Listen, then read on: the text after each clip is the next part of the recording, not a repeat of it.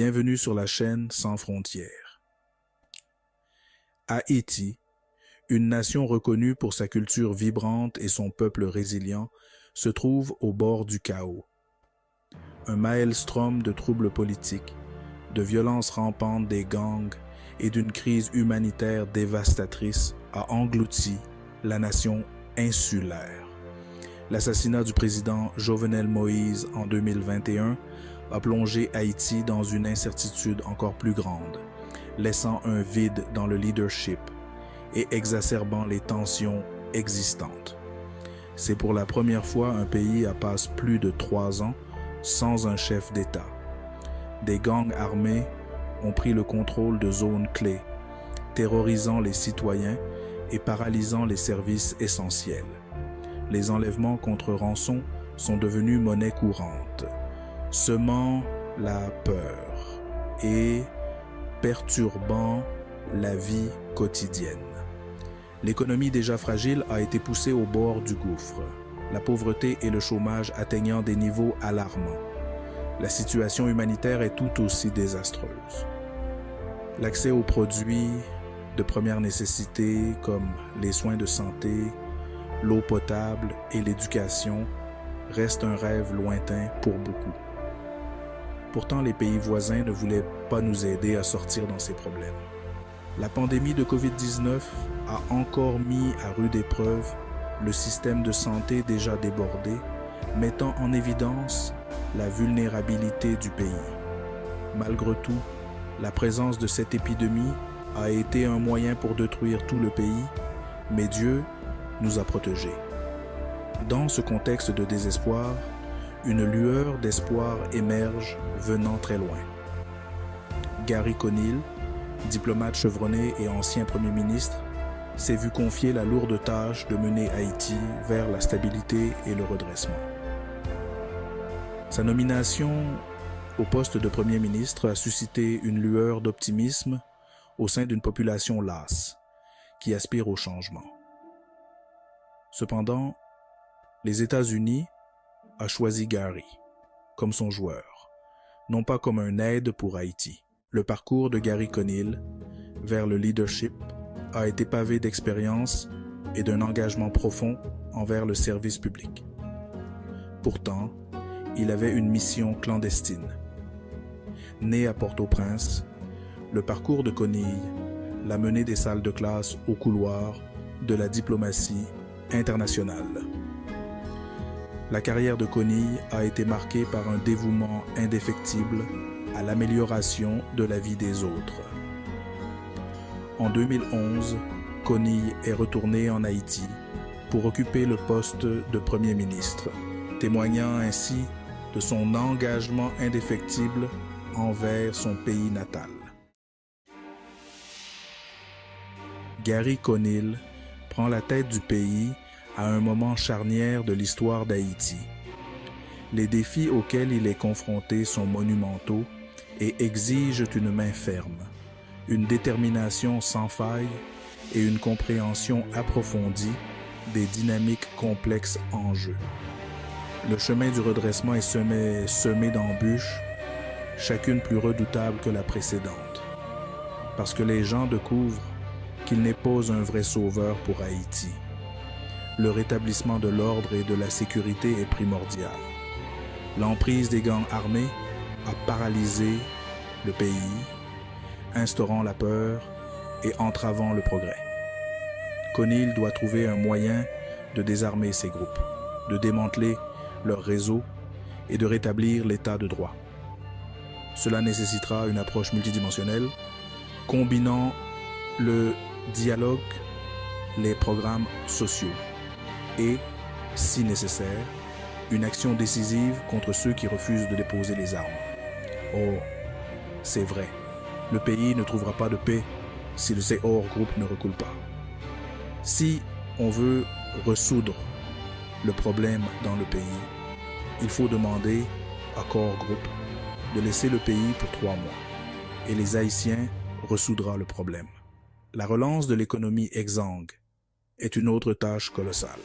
Des années d'instabilité conjuguées aux catastrophes naturelles et à la pandémie mondiale ont anéanti les perspectives économiques d'Haïti. CONIL doit mettre en œuvre des politiques économiques saines qui attirent les investissements étrangers, créent des emplois et améliorent le sort des masses appauvries.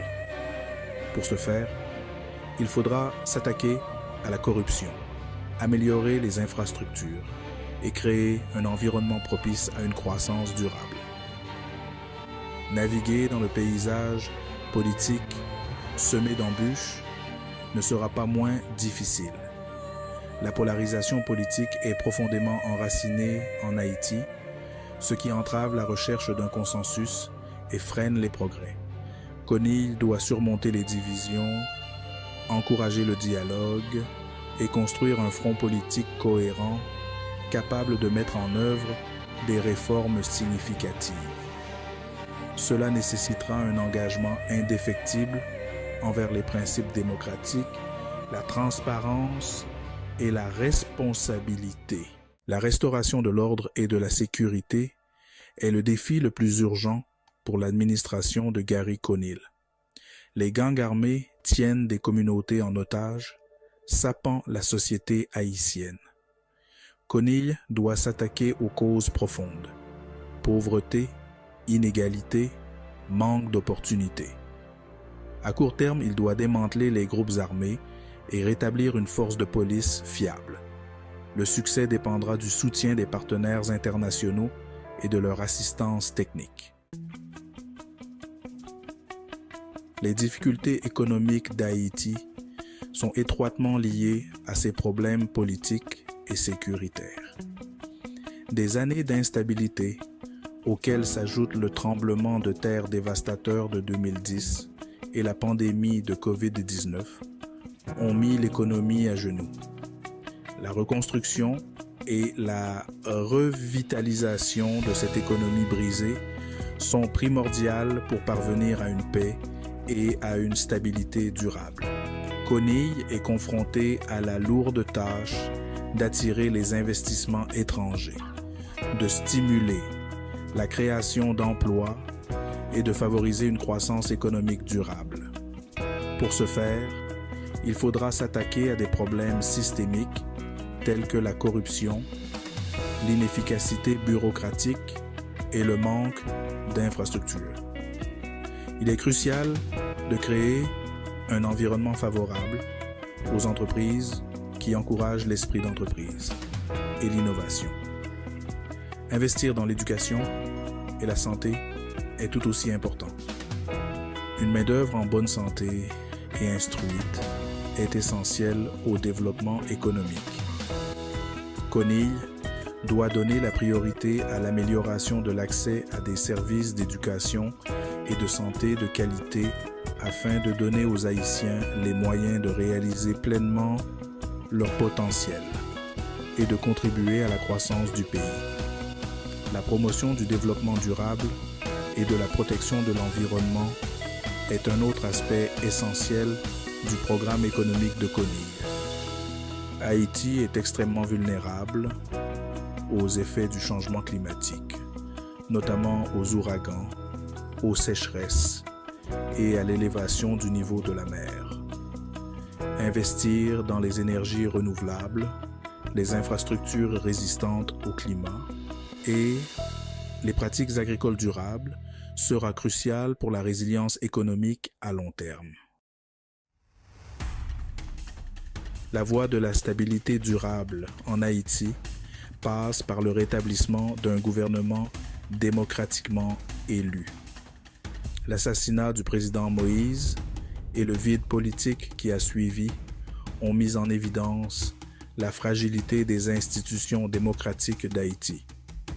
Le gouvernement de CONIL est confronté à l'immense défi de créer les conditions nécessaires à la tenue d'élections libres, justes et crédibles. Cela nécessitera une approche multidimensionnelle.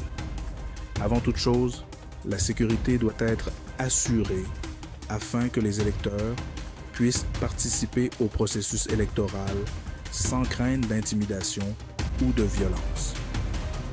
Cela nécessitera une collaboration étroite entre le gouvernement, le conseil électoral et les organisations de la société civile afin d'assurer la sécurité des bureaux de vote et l'intégrité du scrutin. Il est tout aussi important de rétablir la confiance dans les institutions démocratiques d'Haïti. Cela implique de répondre aux préoccupations relatives à la corruption, à la transparence et à la responsabilité au sein du gouvernement. L'administration de Konille doit faire preuve d'un engagement envers la bonne gouvernance et l'état de droit, afin de restaurer la confiance dans le système politique.